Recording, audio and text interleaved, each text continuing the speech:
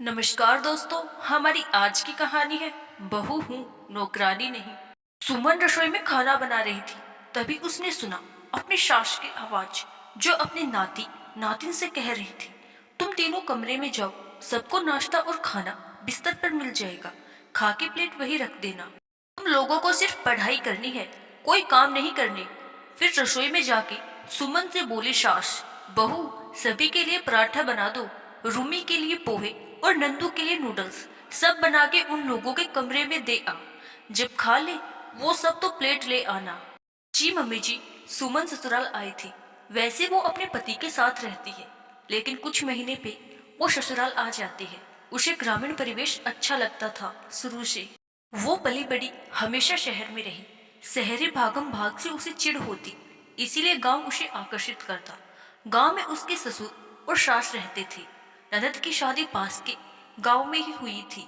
वैसे तो ननद की शादी को बहुत साल हो गए थे, लेकिन ननद महीने में 20 दिन मायके में ही रहती थी। 3 बच्चे थे उनके। बड़ी बेटी शुभी 16 साल की, रूमी 14 साल की और सबसे छोटा बेटा 11 साल का। जब भी सुमन आती ससुराल, ननद अपने बच्चों समेत आ जाती। घर में गाड़ी के लिए भी एक आदमी था। 8-9 लोगों के परिवार में सुमन अकेले पूरे घर के काम करती, लेकिन कोई एक गिलास पानी से भी मदद नहीं करते थे। उसके बाद दिन भर सास ननद के ताने।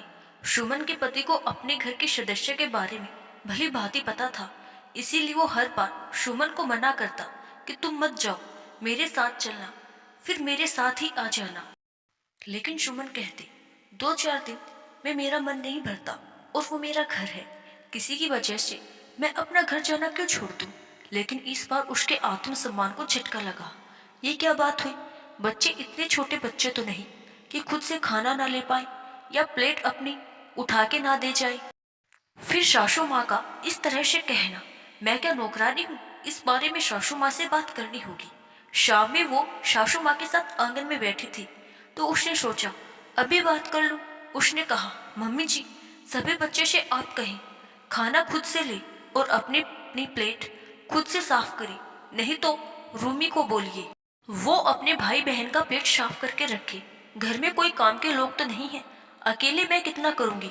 ये सुन सास उसकी भड़क गई। बहू, तू कह रही है अपने नाते नातिन से मैं काम करने को कहूँ? उसका नानी का घर है ये, तुम्हारे पिताजी का घर नहीं, समझी? होश में रहकर बात कर। अपने घर तो वो काम नहीं करते, यहाँ क्या करेंगे?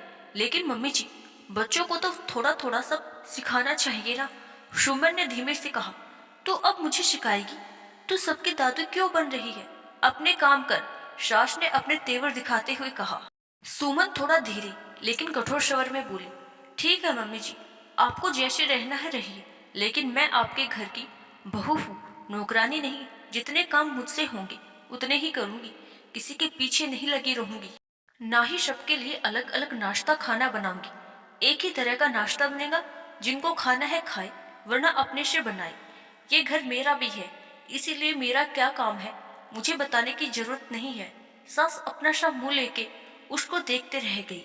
आशा करती हूँ दोस्तों, आपको हमारी आज की कहानी जरूर पसंद आई। धन्यवाद।